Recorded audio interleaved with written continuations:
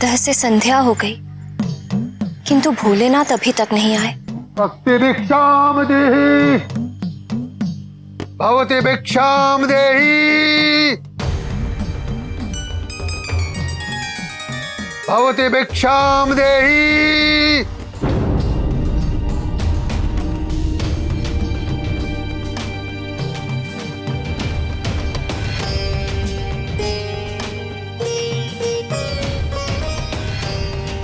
भवती भिक्षाम देहि।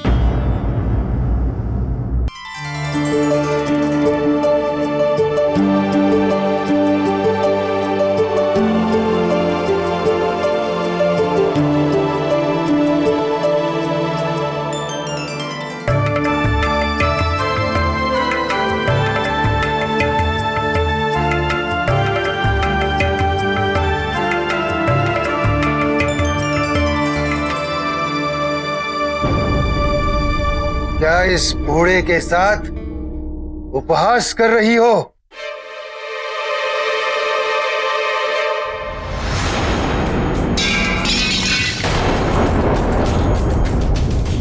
तेरे आधे दांत टूट चुके हैं, आधे दांत सड़ चुके हैं। मुझे रसीले पकवान खिलाओ। रसीले पकवान? ऐसे अनजान बनने का नाटक मत करो।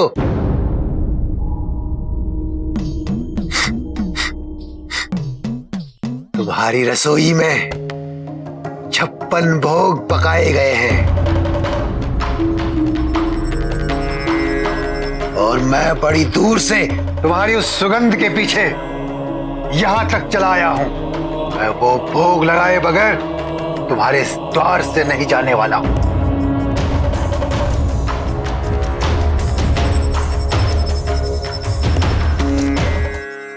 क्षमा करें बाबा, आज हमारे घर में एक विशेष अतिथि आने वाले हैं और ये सारा आयोजन उनके स्वागत के लिए किया है।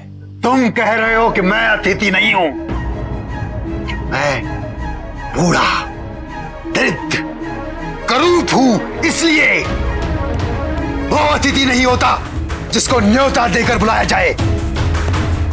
अतिथि वही होता है जो बिना बुलाए किसी भी तिथि में चला जाए। नहीं नहीं बाबा, मेरी बात का अर्थ यह था कि ये सब हमारे इष्ट नहीं, अनिष्ट होगा तुम्हारा।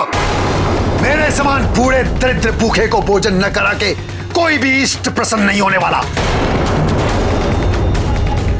बोलो, कराते हो 56 भोग? तो मैं इनके जाने से कहीं कोई अनर्थ ना हो जाए। और फिर बाबा ठीक ही तो कह रहे हैं, है तो ये अतिथि और अतिथि देवो भव। जो भी हो, हमें इन्हें प्रसन्न करके यहाँ से भेजना चाहिए। रुकिए बाबा।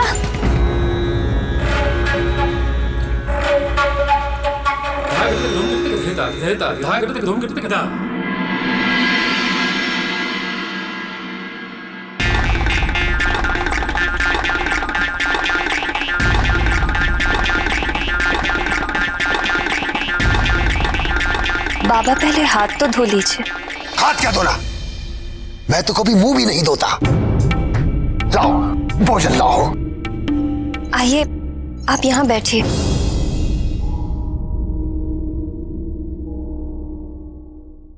नहीं, मैं तो यहां बैठ जाऊंगा। किंतु बाबा, यह आसन तो हमारे इष्ट भगवान शंकर जी के लिए है। मैं कुछ नहीं जानता, मैं तो यहीं बैठूंगा।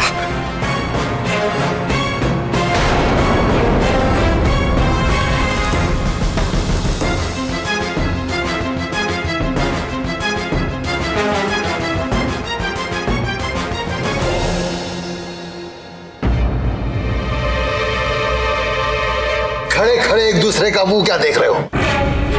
लाओ, मेरे लिए भोजन परोसो।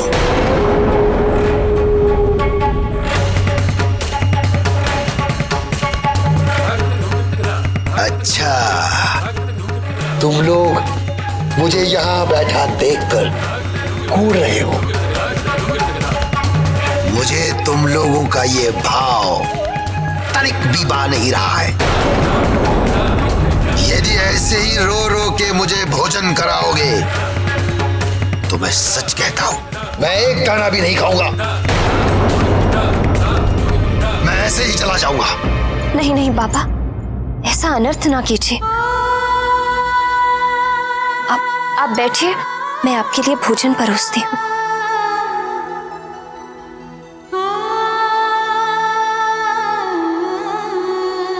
रुको। अब क्या हुआ बाबा? मुझे हाथ धोने की शिक्षा दे रही थी और स्वयं बिना हाथ धोए ही मेरा भोजन परोस रही हो। किंतु बाबा, मेरे हाथ तो शुद्ध हैं। और फिर आपने ही तो कहा। तेरा मेरा क्या मेल है? मैं तो भिखारी हूं, तू तो गृहस्थन है।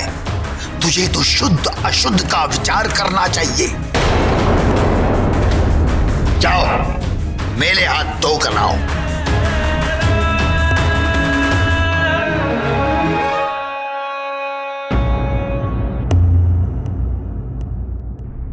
पंखा क्या देखने के लिए रखा है? बाजू में बल नहीं है। पंखा चलाओ।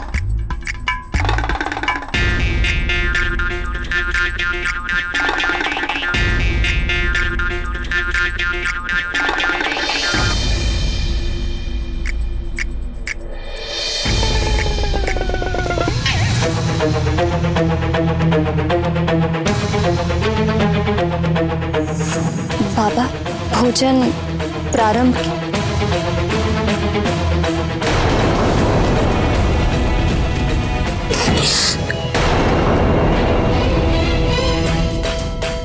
पूरी कैसे पकाई है?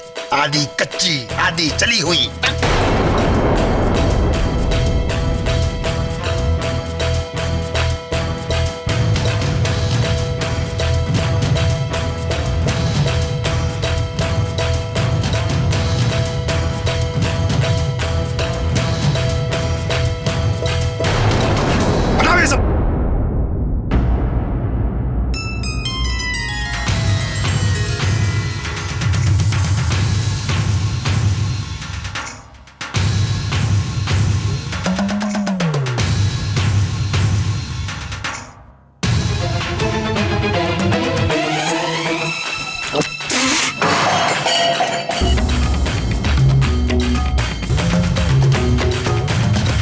बड़ी आशा से तुम्हारे द्वार पे आया था कि बरसों पश्चात एक अच्छा भोजन करने को मिलेगा।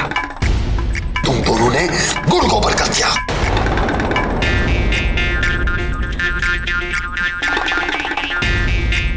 फिर भी अच्छा ही हुआ, मैंने तुम्हारा सत्कार स्वीकार कर लिया। भूखे का पेट भरकर कुछ तो पुण्य मिलेगा तुम्हें, नहीं तो उस अवगढ़ अहोरी जटाजुटी शंकर की सेवा करने से तुम्हें कुछ नहीं मिलने वाला था।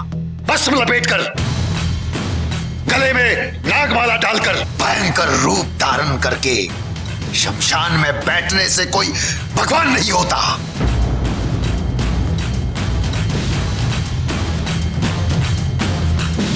अरे वो तो लोगों को डरा धमकाकर भगवान बन बैठा है। इष्ट बनाना ही है। इससे पूछो, मैं तुम्हें बताता हूं कौन सा भगवान तुम्हारा भला कर सकते हैं। बस कीजिए बाबा।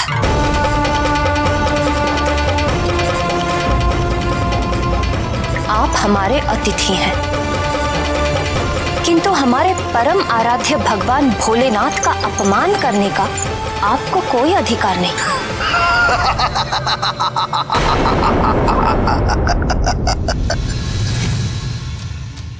इसमें अपमान क्या है बालिके? जो सत्य है वो सत्य है। क्या शंकर शमशान में नहीं रहता? क्या वो भस्म लगाकर नहीं घूमता? क्या वो जटाजुटी अघोरी नहीं है? हाँ, रहते हैं वो शमशान में, हाँ लगाते हैं भस्म, किंतु जहां अपने भी साथ छोड़ देते हैं उस शमशान में रहकर वो जीवों को शरण देते हैं और भस्म लगाते हैं उन्हें जीवन की व्यर्थता का उपदेश देने के लिए। और जिन जटाओं का आप इतना अपमान कर रहे हैं, ये मत भूलिए कि उन्हीं जटाओं में मां गंगे भी निवास करती हैं। उन्हीं जटाओं की महिमा है कि मां गंगा समस्त जीवों के लिए कल्याणकारी रूप में रहती हैं। नहीं तो जिस प्रचंड वेग से वे स्वर्ग से उतरी थी, यदि भगवान जटाशंकर ने उन्हें अपनी जटाओं में ना घेरा होता तो वे अपने वेग से सब कुछ बहाकर नष्ट कर देती। और अघोरी, अघोरी का अर्थ समझते हैं आप? घोर का अर्थ होता है क्रूर और अघोर अर्थात जिसमें कोई क्रूरता ना हो, जो घोर पापियों के प्रति भी करुणा की दृष्टि से देखते हैं। ऐसे हैं मेरे भगवान भोले शंकर।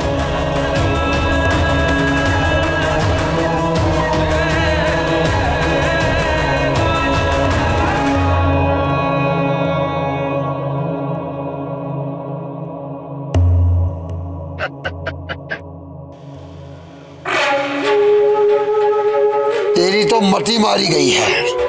वो भूतनाथ नागधिराज वो विशेला है, विशेला।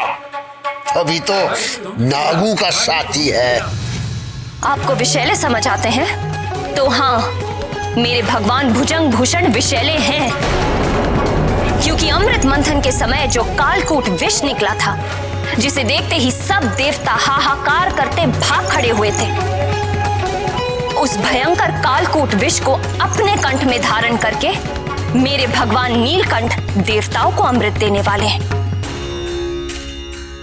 अरे वो तो इतने शांत, अहिंसक और परोपकारी हैं कि नाग जैसे विषैले जीव भी उनके पास आकर अपना डसने का स्वभाव भूल जाते हैं। तुम्हारे जैसे अंधभक्त। बस अब यदि आपने मेरे भगवान भोले शंकर के विरुद्ध एक शब्द भी बोला तो क्या करोगी अंजना?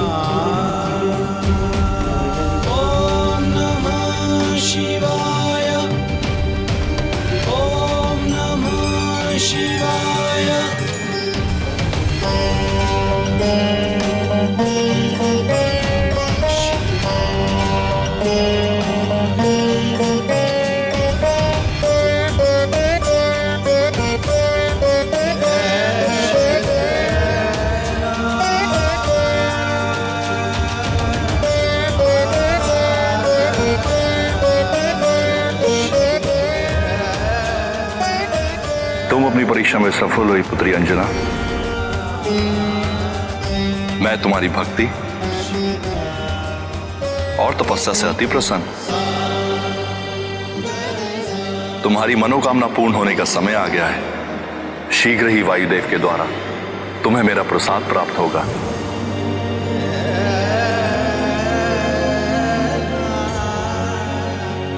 उसे अपने पति वीर केसरी के हाथों स्वीकार करना।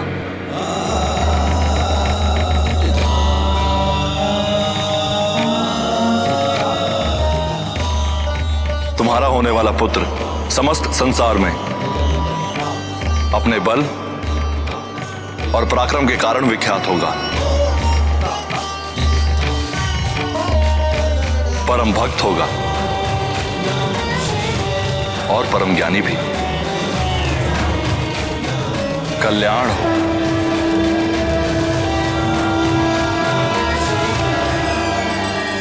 भगवान गौरीनाथ ने अच्छी लीला की अंजना के साथ, किंतु उनके बारंबार उकसाने पर भी अंजना ने अपना धैर्य नहीं खोया। निश्चित ही ये उसकी तपस्या का ही प्रभाव था कि वो भगवान शूलपाणी की परीक्षा में खरी उतरी। वेदों में गृहस्थ के लिए 5 प्रकार के जिन नित्य यज्ञों का विधान है, उसमें ब्रह्म यज्ञ, देव यज्ञ, पितृयज्ञ और भूत यज्ञ के साथ अतिथि सत्कार रूपी मनुष्य यज्ञ भी प्रतिदिन करने का आदेश दिया गया है। जिस द्वार से अतिथि असंतुष्ट होकर जाता है, उस घर में समृद्धि नहीं रहती, और जहां सम्मान के साथ अतिथि की तृप्ति की जाती है, वहां सुख संपत्ति का वास सदा बना रहता है। और जो ये जानते हैं, वो अंजना के समान अतिथि सत्कार में कोई चूक नहीं करते। हर प्राणी के द्वार पर उसके भगवान अतिथि रूप में एक बार अवश्य जाते हैं, और उचित सम्मान होने पर उस घर की 7 पीढ़ियां दरिद्रता का मुख नहीं देखती। तो फिर महादेव ने वायुदेव से कैसा प्रसाद भिजवाया? हे पवन देव, हम आपका आह्वान करते हैं सृष्टि कल्याण के प्रायोजन के लिए आप अपना सहयोग दें और हमारे सम्मुख प्रकट हो।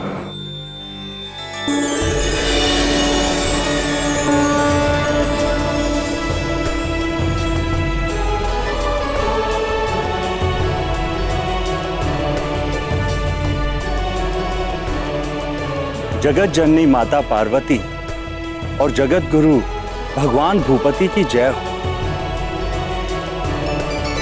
मैं कृतार्थ हुआ महादेव। अपने तेज को वहन करने के लिए आपने मेरा चुनाव किया है। ये मेरे लिए बड़े सौभाग्य की बात है। आदेश करिए भगवान रुद्रेश्वर।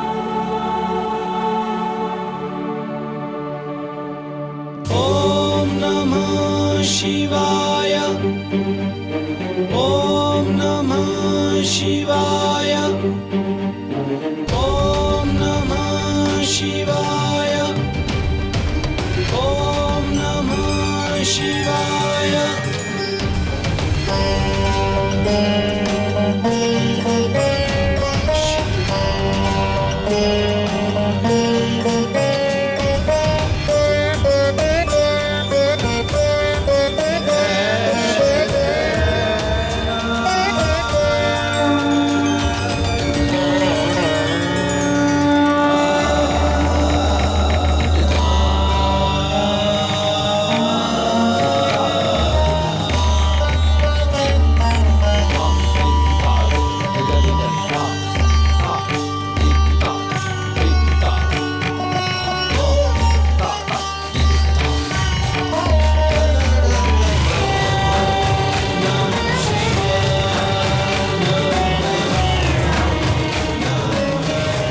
आप जानते हैं कि आगे आपको क्या करना है।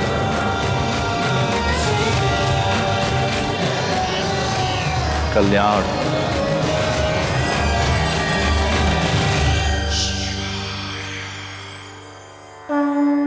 ओम नमः शिवाय ओम नमः शिवाय ओम नमः शिवाय ओम नमः शिवाय। शंकर जी ने दे दिया तेज, पवन सुत अब आने वाले हैं। भक्ति में होकर प्रवीण वो मग्न राम गुण गाने वाले हैं। जटाधारी शिव शंकर शंभो महादेव शिव शंकर शंभो। जटाधारी शिव शंकर शंभो महादेव शिव शंकर शंभो। देवों का सब करेंगे काज, नष्ट करेंगे पाप का राज। विष्णु वचन की रखने लाज, ले रहे हैं अवतार आज। अन्यायी दल में भय का हाहाकार मचाने वाले हैं। बचाने वाले हैं। शंकर जी ने दे दिया तेज, पवन सुत अब आने वाले हैं।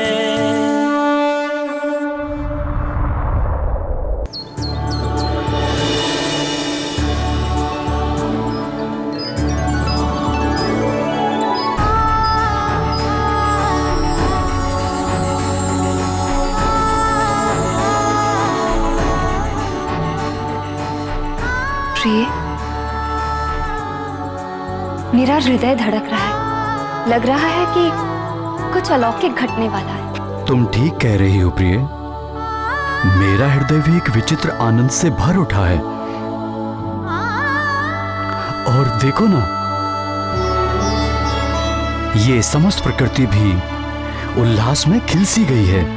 लगता है आज सब कुछ हमारे अनुकूल हो रहा है। ये सब कृपा निधि भगवान भोले शंकर का आशीर्वाद है।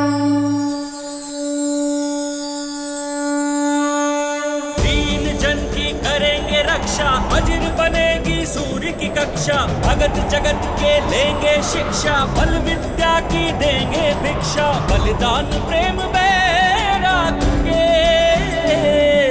नव आदर्श बनाने वाले हैं। आदर्श बनाने वाले हैं। शंकर जी ने दे दिया तेज, देवी अंजना, पवन सुत वनराज केसरी, मैं पवन देव हूँ। भूत भावन भगवान शंकर और माता भवानी का संदेश लेकर आपके पास आया हूँ।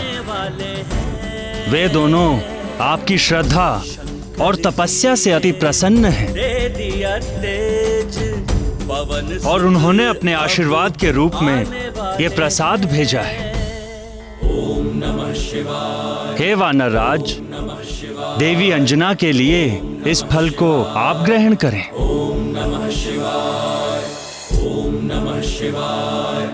ओम नमः शिवाय। ओम नमः शिवाय। ओम नमः शिवाय। ओम नमः शिवाय।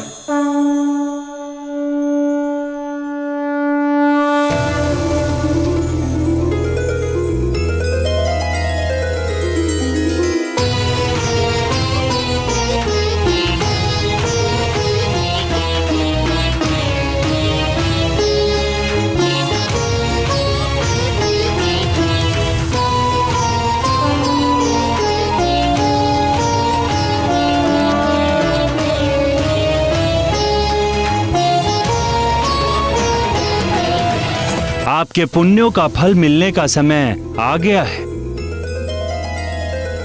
आपको शीघ्र ही संतान लाभ होगा।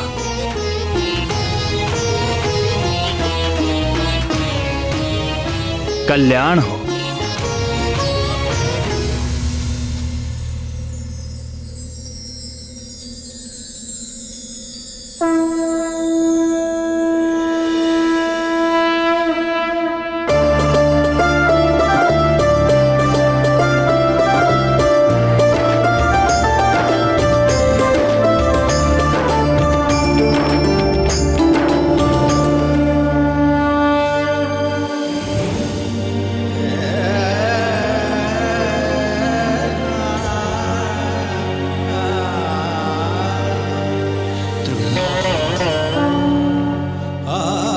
शीघ्र ही वायुदेव के द्वारा तुम्हें मेरा प्रसाद प्राप्त होगा।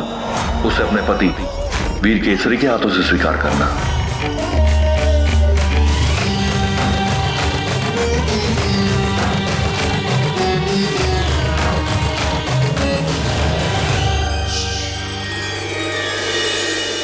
और कुछ समय पश्चात ही उनकी मनोकामना पूरी हुई। अंजना ने गर्भ धारण किया। जैसा कि आप सभी जानते हैं, गर्भकाल में मां के शरीर में अनेक परिवर्तन होते हैं और प्रकार प्रकार के कष्ट व कठिनाइयों का सामना करना पड़ता है। इसीलिए तो सास, ननद, जेठानी आदि परिवार की अन्य महिलाएं मिलकर गर्भवती स्त्री का विशेष ध्यान रखती है। किंतु अंजना का ध्यान रखने के लिए उनके पास कौन था स्वामी? अंजना परम भाग्यशाली थी, क्योंकि उसकी सहायता के लिए तो मेरी बहन मां की मां जगदम्बा विंध्यवासिनी स्वयं ही तत्पर थी। पुत्र नंदी, देखो मैं एक आवश्यक कार्य से जा रही हूं। तुम यहीं अपने स्वामी की सेवा में रहना। यदि वे समाधि से बाहर आए तो उनकी आवश्यकता का सारा प्रबंध मैंने कर दिया है। आप निश्चिंत होकर जाइए माता।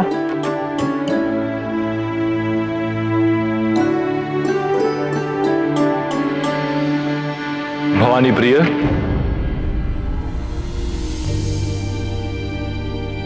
जी दीनानाथ।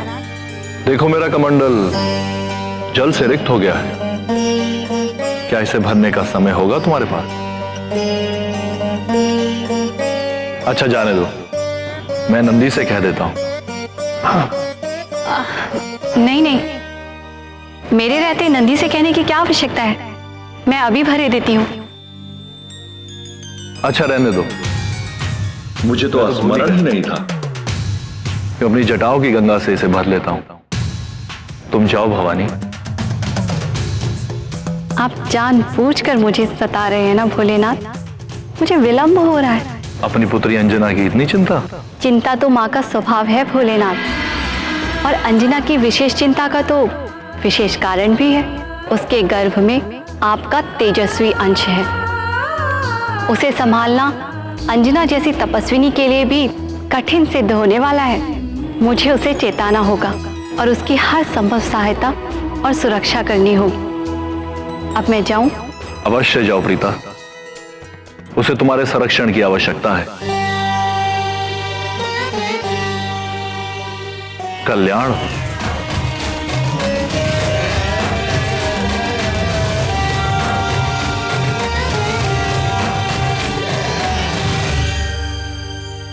शंकर जी भी आप ही की तरह नटखट हैं, ये मुझे नहीं पता था।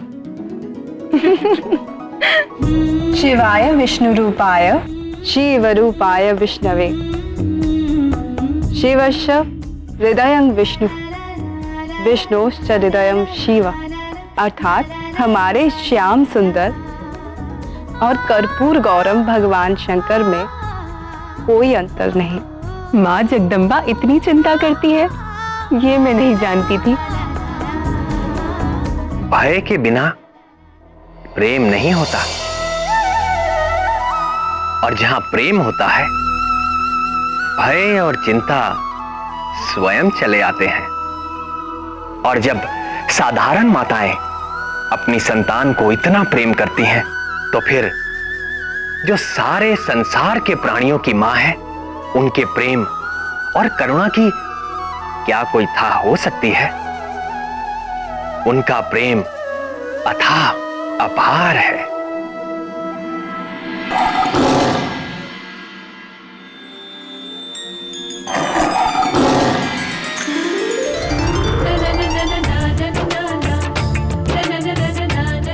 गौरी की ये गैया उत्तर देती सारे, पूछो जो भी प्रश्न मन में हो तुम्हारे।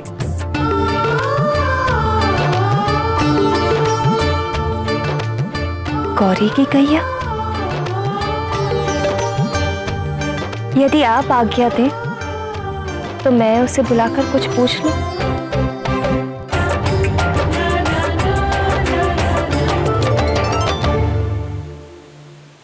आपको महारानी बुला रही हैं।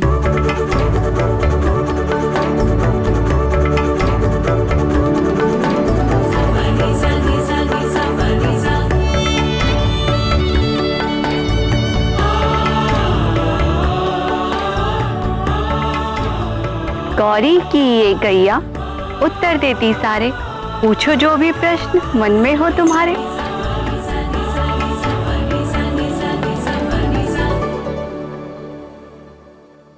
मेरी होने वाली संतान कैसी होगी?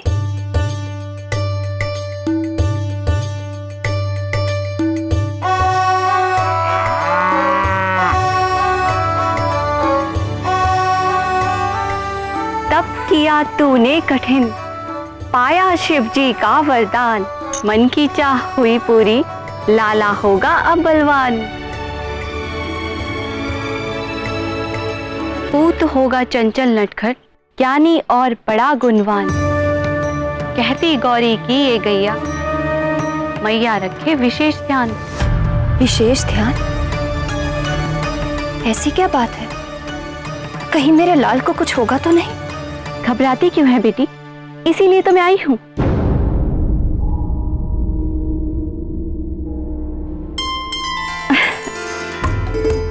रक्षा करते तेरे लाल की,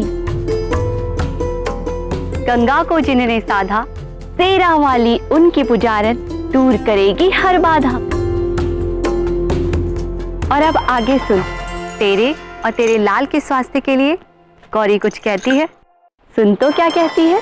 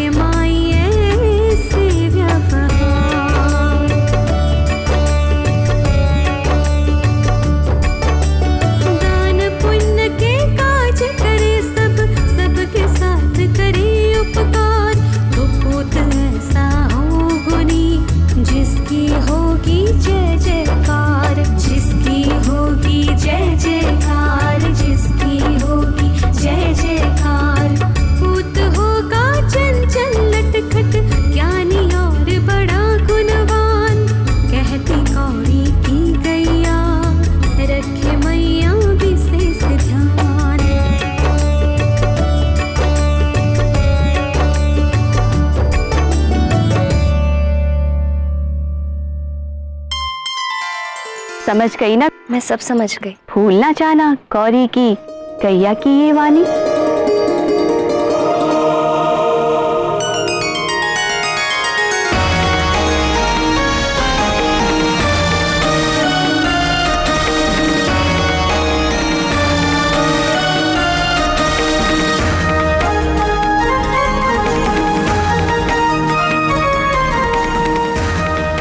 रक्षा करते तेरे लाल की, गंगा को जिन्होंने साधा, तेरा वाली उनकी पुजारन, दूर करेगी हर बाधा।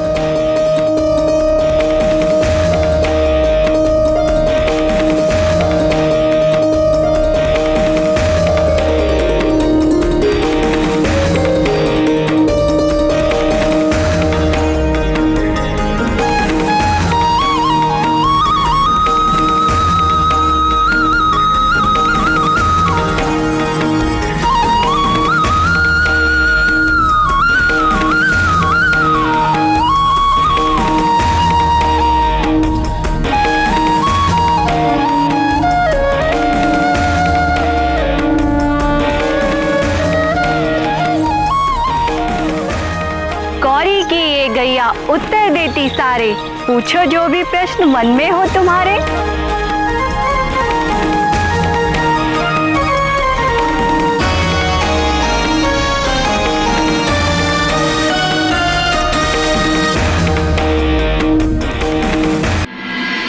निश्चित ही माँ अम्बे के सभी निर्देशों का अंजना ने सर माथे पर रखकर पालन किया हो और भगवान शंकर के आशीर्वाद से हनुमान जी का निर्विघ्न जन्म हुआ होगा। ये कैसे हो सकता था? क्यों प्राण वल्लभ, हनुमान आज शांत और धीर चित्त दिखाई देते हैं। तो क्या आपने ये सोच लिया कि उन्होंने इसी प्रशांत मुद्रा में भजन करते हुए जन्म लिया था? तो क्या हनुमान बाल्यकाल में बहुत चंचल थे? बाल्यकाल तो क्या, उन्होंने तो अपनी लीला गर्भकाल से ही आरंभ कर दी थी। गर्भकाल से? गर्भ धारण करते ही अंजना के रूप में अलौकिक परिवर्तन होने लगा। उसका रंग चमक गया, मुखमंडल तेजस्वी हो गया, देह में से सुनहरी आभा निकलने लगी और उसकी भूख वो तो कुछ अधिक बढ़ गई।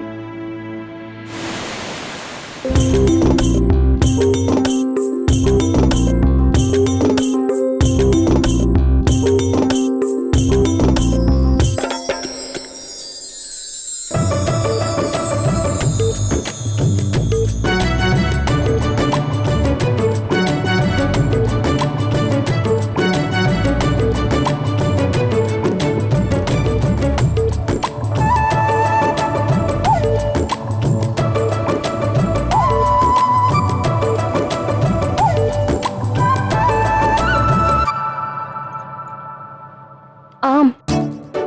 नाथ, अब हमारा आम खाने का मन कर रहा है। इतना सब खाने के बाद भी आपका पेट नहीं भरा? मेरा कहने का अर्थ है, इस ऋतु में आम कहां से लाऊं प्रिय? आम तो ग्रीष्म ऋतु में होते हैं। तो फिर आप मुझे आम के उपवन में ले चलेंगे? मैं आम का वृक्ष देखकर ही संतोष कर लूंगी। जैसी तुम्हारी इच्छा प्रिय।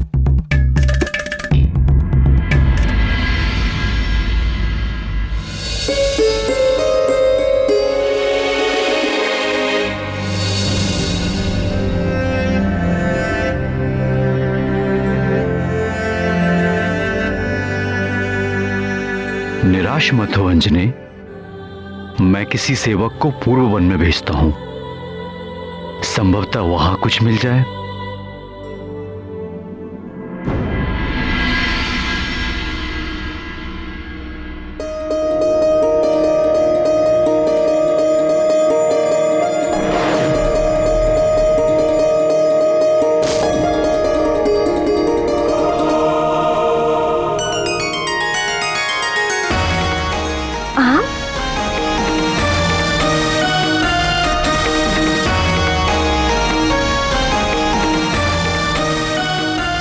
नाथ, ये देखिए आम। वो देखिए कितना बड़ा और रसीला आम है।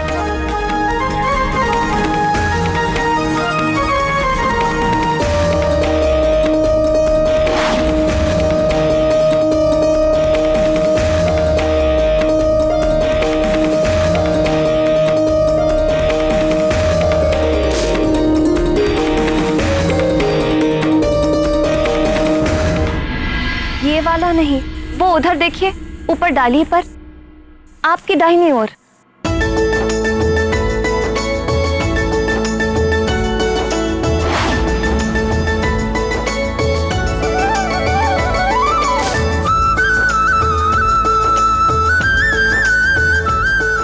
ये वाला नहीं, वो सबसे ऊपर वाली डाली पर जो है, वो वाला।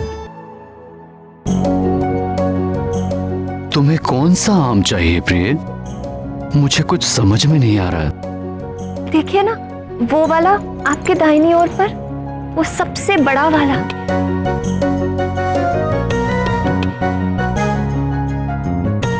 मैं बताती हूँ।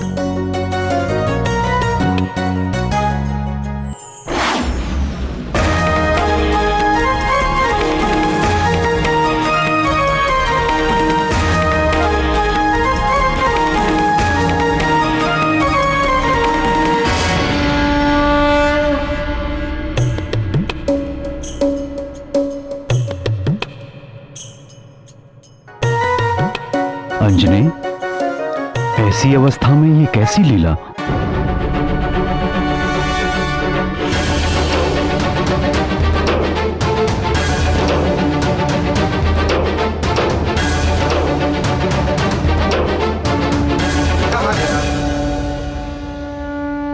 उसके भीतर एक असाधारण शक्ति का विकास होने लगा, जिसे देखकर स्वयं वीर केसरी भी हतप्रभ रह जाते।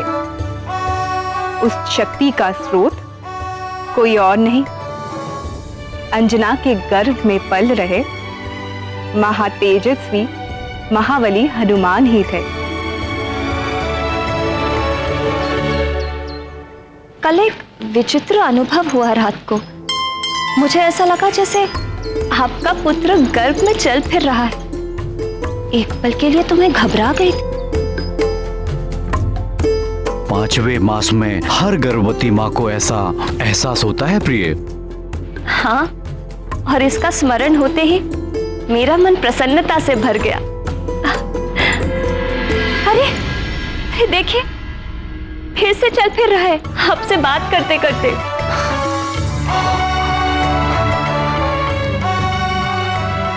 देखो तो।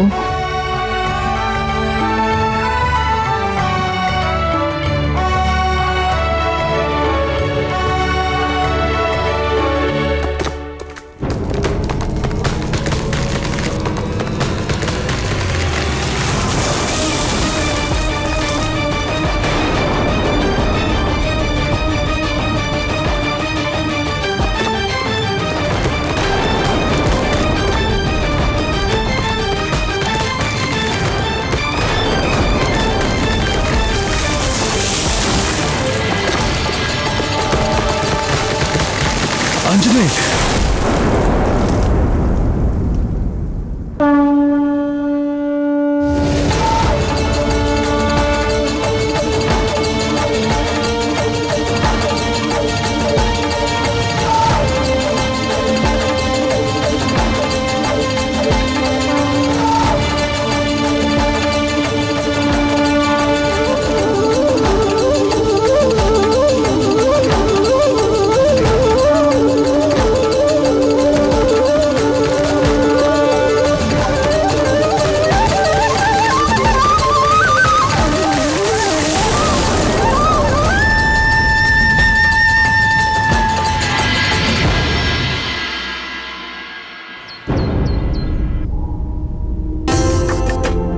तुम ठीक तो हो ना प्रिय? जी, मैं बिल्कुल ठीक हूँ। कुछ न कुछ अलौकिक शक्ति सी आ गई। मैं भी चकित हूँ ना कि मैं ये सब कैसे कर रही हूँ। निश्चय ये भगवान भोले शंकर के तेज का प्रताप है।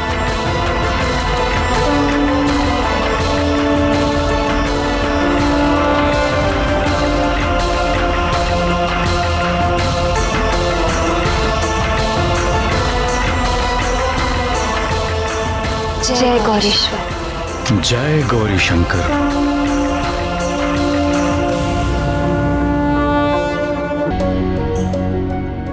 अंजना के गर्भ में विकसित हो रहे हनुमान के खाने और खेलने की सारी विलक्षणता अंजना में उजागर होती रही, किंतु हनुमान ने इन सबसे भी बढ़कर रुचि स्वामी के लीला कथाओं में प्रकट की। अंजना के स्वामी वानर राज केसरी की कथाओं में? अंजना के स्वामी नहीं, सारे जगत के स्वामी, हम सब के स्वामी, सांवरे सलोने श्याम सुंदर।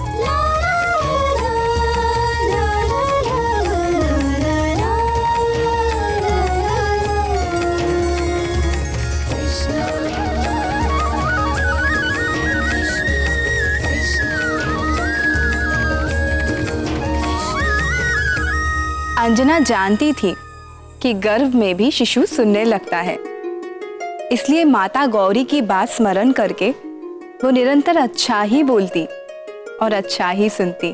और जब वो हमारे सत्य सनातन भगवान वासुदेव के अवतारों की लीलाएं सुनती तो परम चंचल गर्भस्थ हनुमान न तो खाने के लिए मचलते और न कोई उछल कूद करते। किंतु उन्हें ये सारी कहानियां सुनाता कौन था? शिव या पार्वती जी ने तो अंजना और गर्भस्थ हनुमान को अपनी करुणामयी शरण में ले ही लिया था, परंतु वीणा वादिनी सरस्वती जी हनुमान के विकास में योगदान दिए बिना कैसे रह सकती थी?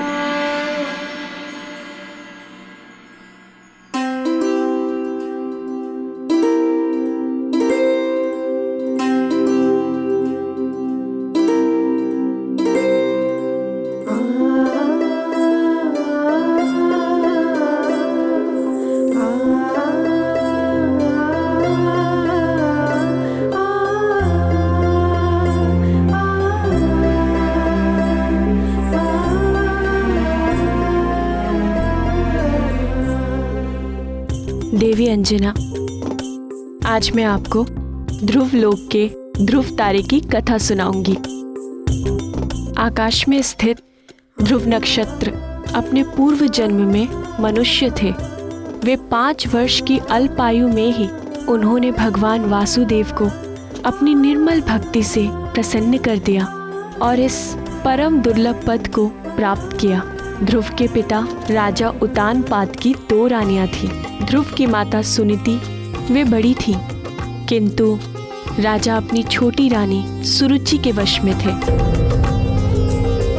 देवी अंजना, आप लेट जाइए। ऐसे बैठे रहने से गर्भ में पल रहे शिशु को कष्ट होगा।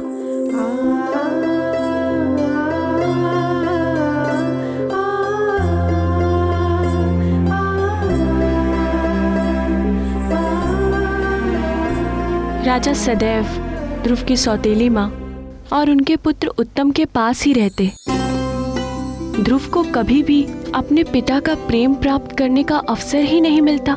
एक दिन जब राजा उतानपाद ध्रुव के सौतेले भाई को अपनी गोद में खिला रहे थे, तब ध्रुव का मन भी पिता का प्रेम प्राप्त करने की लालसा जागी।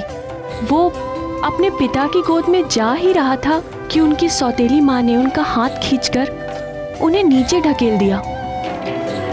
सौतेली माँ के कटु वचनों से बहुत ही आहत हुआ।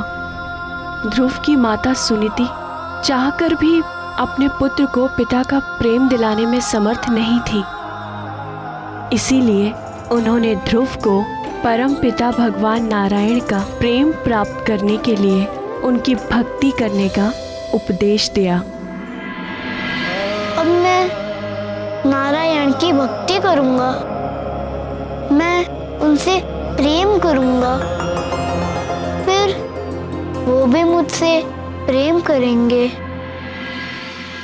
फिर ध्रुव ने घर छोड़ दिया और नारायण को पाने के लिए वन में जाके एक वृक्ष के नीचे बैठ गए। शिव शिव, 5 वर्ष की अवस्था में इतना साहस? वन में तो कई प्रकार के हिंसक पशु और सर्प आदि घूमते रहते हैं, फिर ध्रुव महाराज इन सबसे बचे कैसे? जब प्राणी भगवान की ओर एक पग चलता है, तब भगवान अपने भक्त की ओर 100 पग चलते हैं। तो फिर भगवान अपने भक्त की सहायता कैसे नहीं करते? उन्होंने अपने अंश अवतार महामुनि नारद को भी ध्रुव की मंत्र दीक्षा के लिए भेज दिया।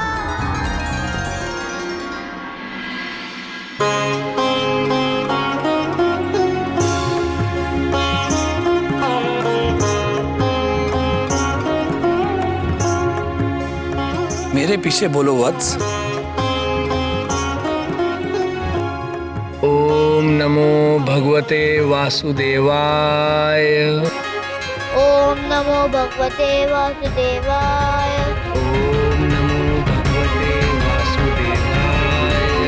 ओम नमो भगवते वासुदेवाय।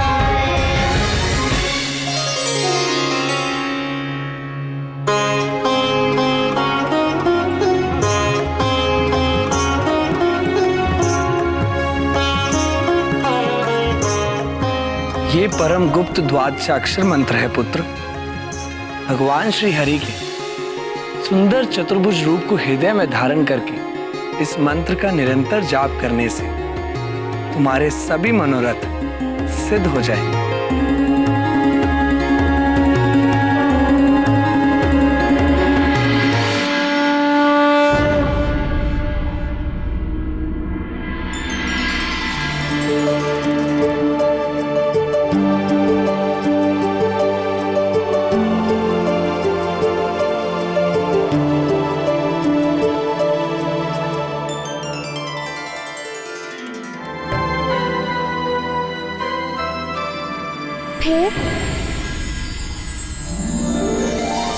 फिर क्या हुआ?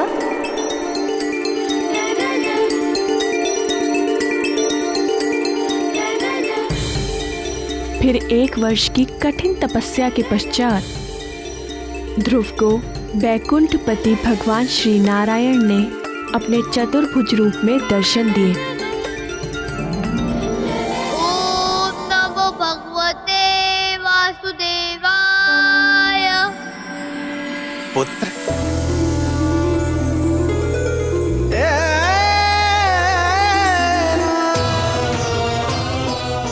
तुम्हारी निर्मल भक्ति से मैं प्रसन्न हूं पुत्र। जिस अविनाशी लोक को आज तक किसी ने प्राप्त नहीं किया, सारे ग्रह, नक्षत्र और सप्त ऋषि भी जिसकी परिक्रमा करते हैं, इस समस्त ब्रह्मांड में सबसे ऊपर का वो लोक जो इन सारे लोकों का नाश होने के पश्चात भी स्थिर रहता है, वो दुर्लभ पद मैं तुम्हें देता हूं।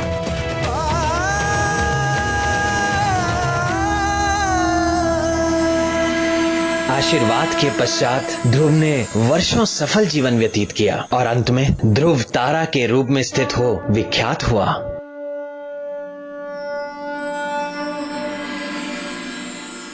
इस प्रकार भक्ति का पहला पाठ शिशु हनुमान ने गर्भ में ही सीख लिया था।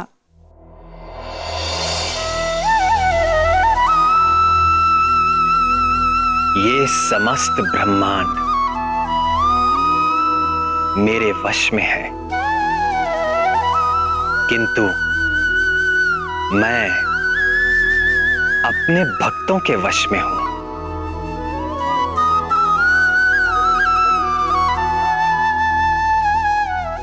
मेरे भक्त हर पल, हर घड़ी निरंतर मेरा ध्यान करते हैं और मैं भी हर पल, हर घड़ी अपने भक्तों का ध्यान करता हूं।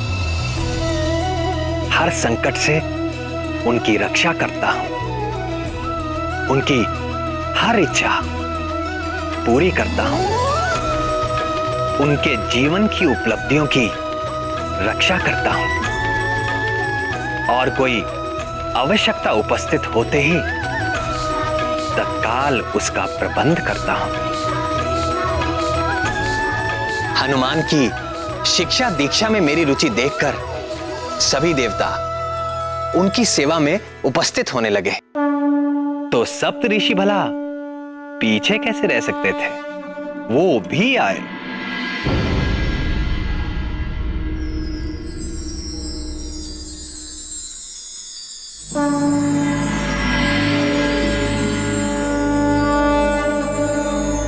येनाबद्धो बलिराजा दानवेन्द्रो महाबलः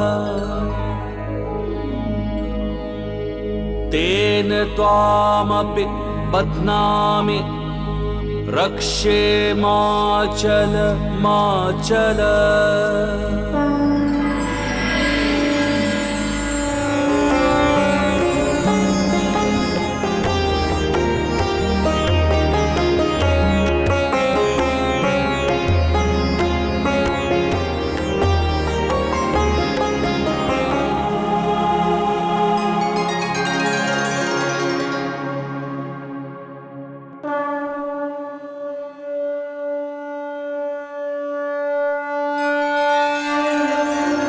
बाल हनुमान की नित नई लीलाओं से आनंदित होते हुए अंजना के गोद भराई का समय आ पहुंचा।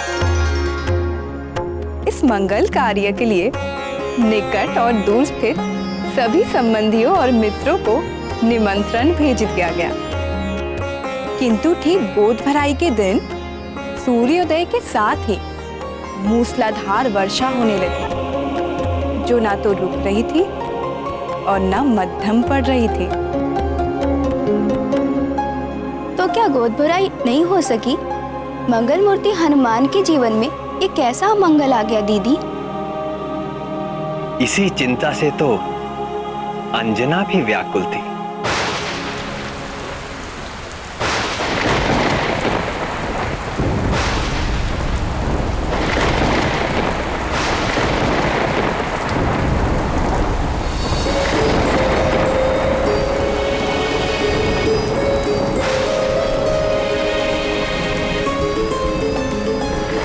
ये वर्षा तो रुकने का नाम ही नहीं ले रही।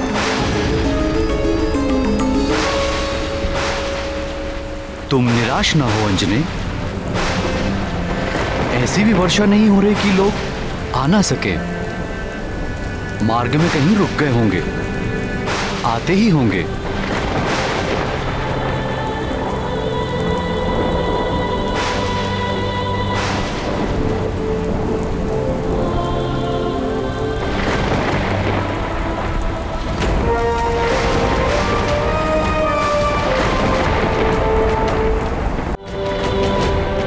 हे सदाशिव, मेरे लाल के प्रथम उत्सव में यह अशिव अमंगल बाधा क्यों? आपने तो कहा था कि वो आपका तेज होगा। आपके अपने अंश स्वरूप के साथ ऐसा अन्याय क्यों? मेरा पुत्र हमारे प्रियजनों के आशीष से वंचित क्यों? हे हर,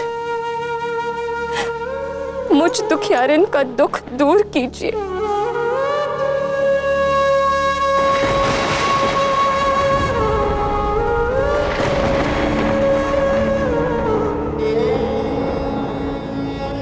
हे गौरी, हे कृपा कर,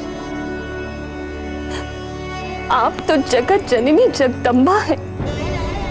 आप तो भोले बाबा की तरह विरक्त वैरागी नहीं है माँ।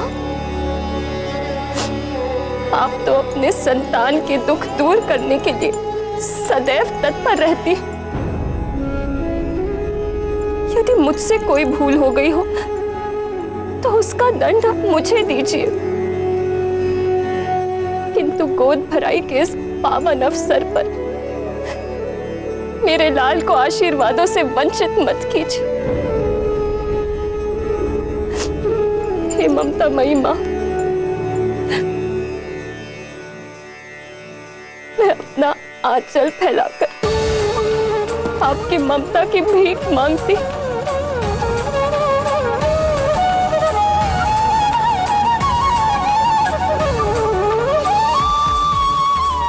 कृपा करो मां, कृपा कर, कृपा कर।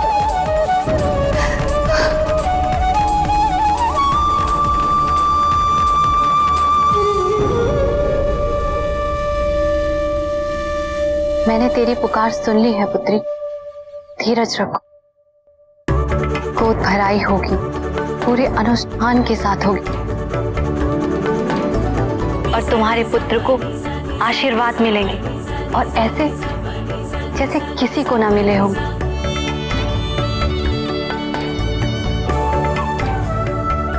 हनुमान पर मेरी और भूत भावन भगवान भोलेनाथ की कृपा तो स्वाभाविक है, पर जब अंजना को जगत जननी शक्ति स्वरूपा पार्वती जी का आशीर्वाद मिल गया तो उसके कार्य में आने वाले सारे विघ्न निष्फल तो होने ही थे।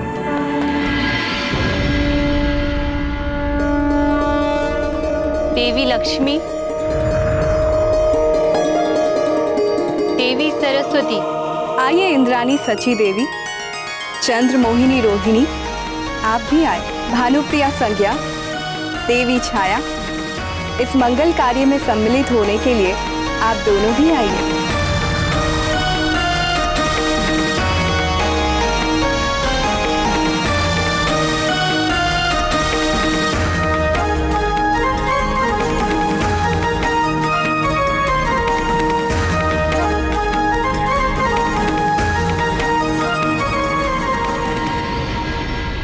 प्रणाम महारानी। क्या हुआ? तुम इतना हाँफ क्यों रही हो? वो आ गई। कौन? हमारे संबंधी? वो तो नहीं आए, पर कुछ सुहागनें आई हैं, बहुत खूबसूरत सजी धजी देवियों जैसी, और साथ में खूब सारे उपहार भी लाई हैं।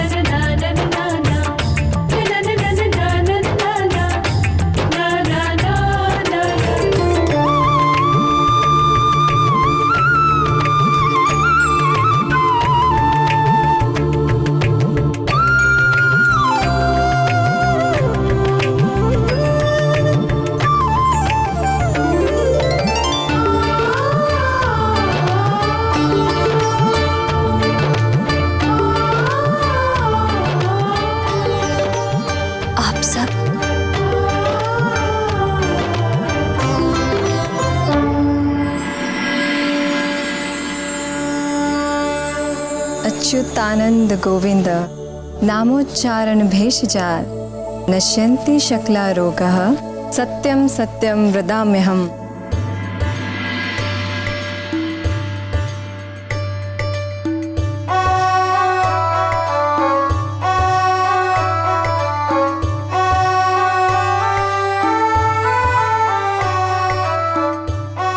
तब पुत्र जितेंद्रियो भविष्यति।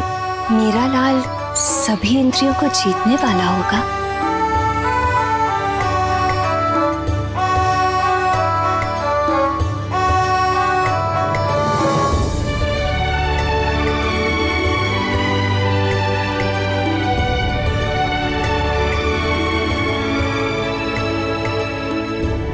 दैत्य कार्य विघातको भविष्यति।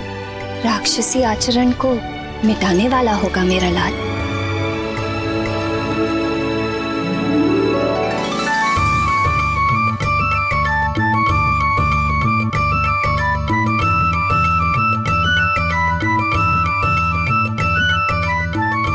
वेद विदांग विशारदो भविष्यति।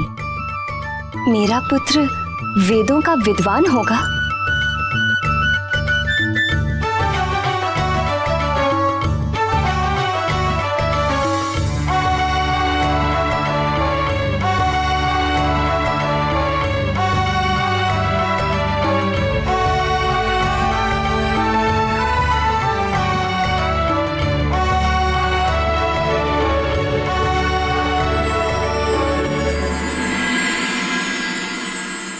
भोले जैसा भोला होगा। नारायण जैसे नटखट होगा। ज्ञानी और तपस्वी होगा। पर कौन? तेरा लाल। चलो उमा, मेघ फिर से घिर आए हैं। बरसने से पहले ही हम प्रस्थान करते हैं। भक्त ध्रुव को नारद जी ने द्वादशाक्षरी मंत्र दिया, किंतु तुम्हारे लाल के लिए जगत को तारने वाला 2 अक्षरों का तारक मंत्र है राम।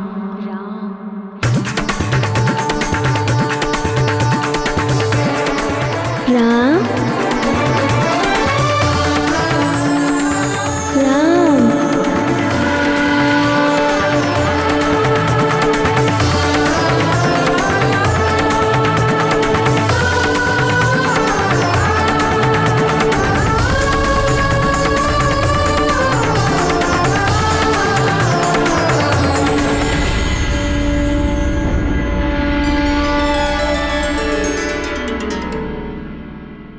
अब हम सबको आज्ञा दीजिए।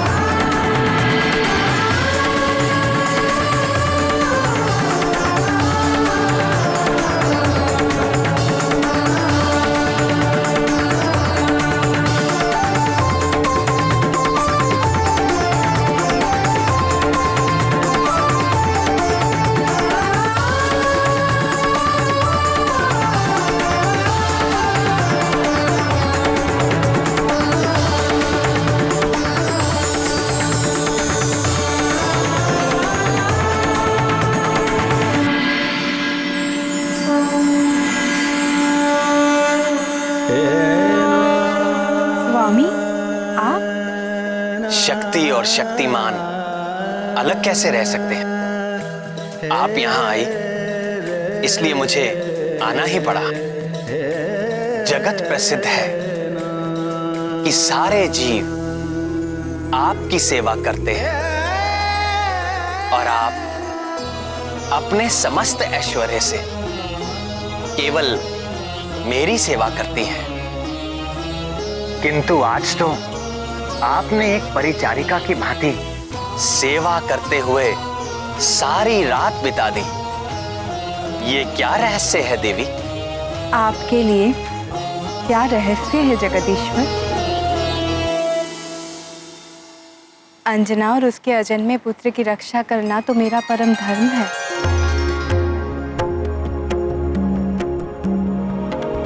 निश्चिंत हो जाइए भगवती, आपकी कृपा से अंजना के शिशु पर आई विपत्ति उसके लिए वरदान बन जाएगी।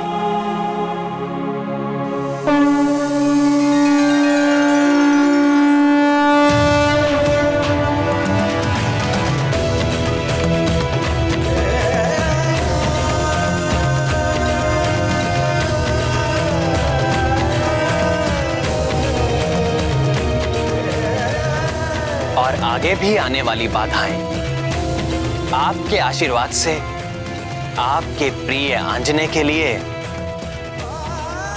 सफलता का द्वार बन जाएंगे।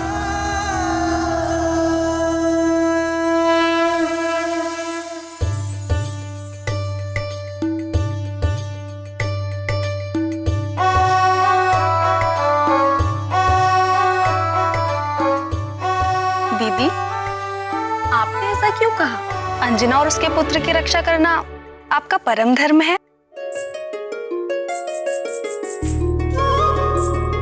जो मेरे स्वामी के संकट हरने के लिए जन्म ले रहा है, उसके संकट हरने का धर्म मेरा ही तो है।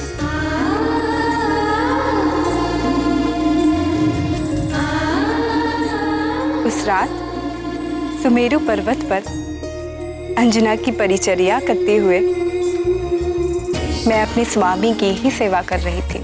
और पद्म हस्ता देवी लक्ष्मी की इस कृपा के उपरांत वो शुभ घड़ी निकट आ पहुंची, जिसके लिए समस्त देवता प्रतीक्षा कर रहे थे।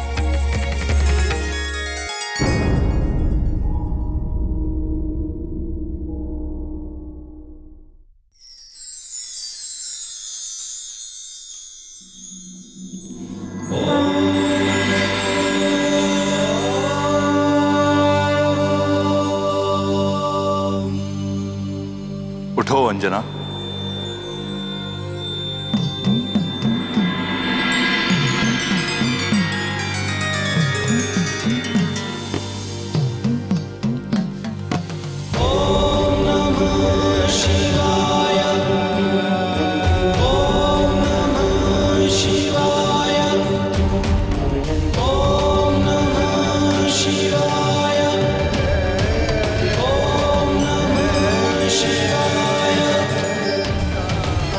प्रभु, महादेव।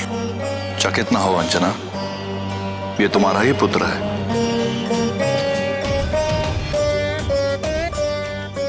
यह वही पुत्र है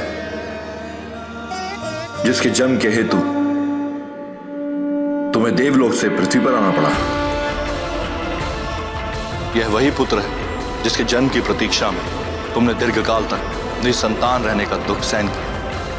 यह वही पुत्र है जिसे पाने के लिए तुमने 12 वर्षों तक कठिन तपस्या की थी। यह वही पुत्र है अंजना जो कमल नयन भगवान विष्णु के नर अवतार में परम सहयोगी बनने के लिए जन्म ले रहा है। तुम्हारे इस पुत्र के कारण युगों युगों तक तीनों लोकों में वानराज केसरी और तुम्हारा यशगान होगा। इस पुत्र के माध्यम से मैं स्वयं अपना तेज तुम्हें सौंप रहा हूं। ये लो, संभालो अपना पुत्र।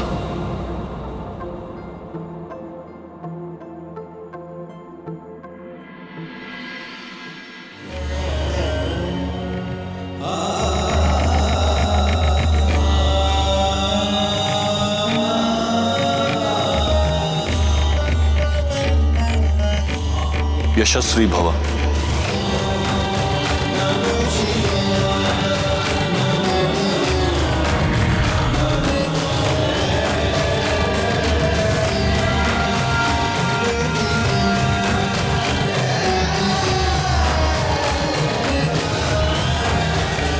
महादेव, भोलेनाथ। क्या हुआ अंजने? तुम ठीक तो हो? महादेव आए थे, मेरी गोद में दिया उसे, स्वयं अपने हाथों से। किसे? हमारे पुत्र को। इसका अर्थ जो स्वप्न हमने साथ मिलकर देखा था वो सत्य होने वाला है प्रिय। हमारे पुत्र के जन्म की शुभ घड़ी आ गई है।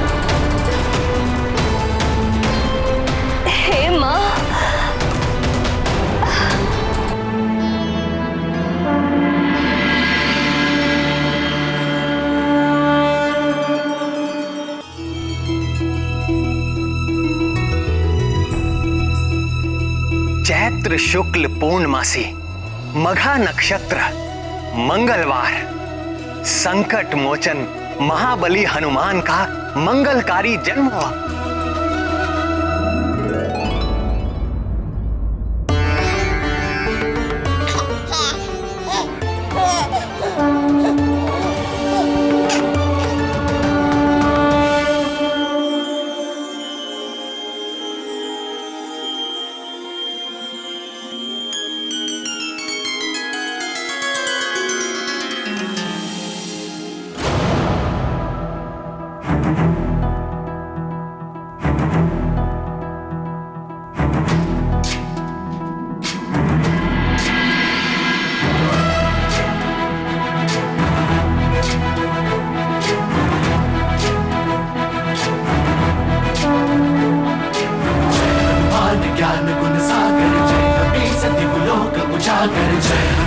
ज्ञान गुण सागर जय कपी सती लोक उजागर दूत अतुलित बल धामा अंजनी पुत्र पवन सुत नामा महावीर विक्रम बजरंगी कुमति निवार सुमति के संगी जय।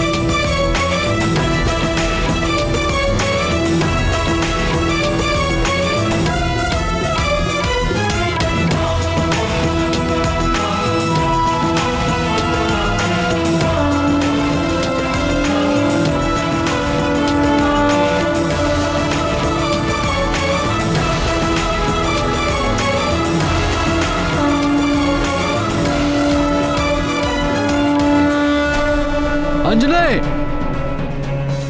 अंजने, मैं यहाँ हूँ। तुम ठीक तो हो ना अंजने? ये कैसा अंजने? मुझे कुछ नहीं हुआ। किंतु ये कैसा अद्भुत प्रकाश है, मुझे कुछ दिखाई नहीं दे रहा है प्रिय। ये हमारे पुत्र का तेज है।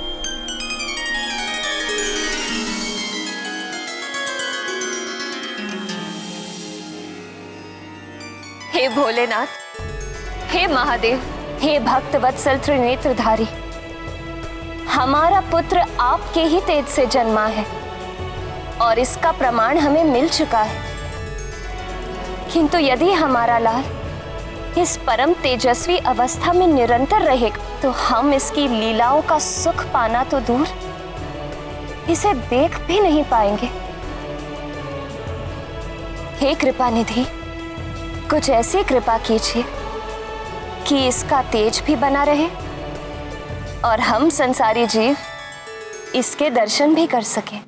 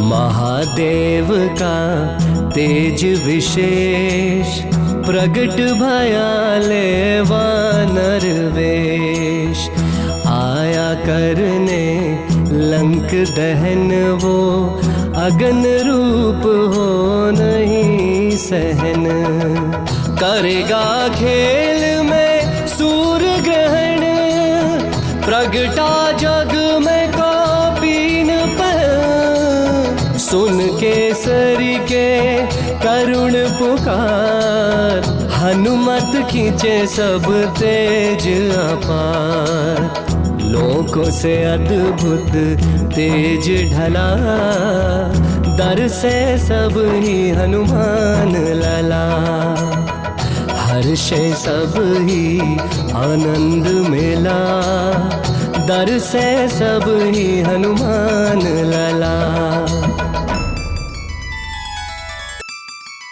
उनके उस अपार आनंद का सारा श्रेय तो दीदी आपको ही जाता है।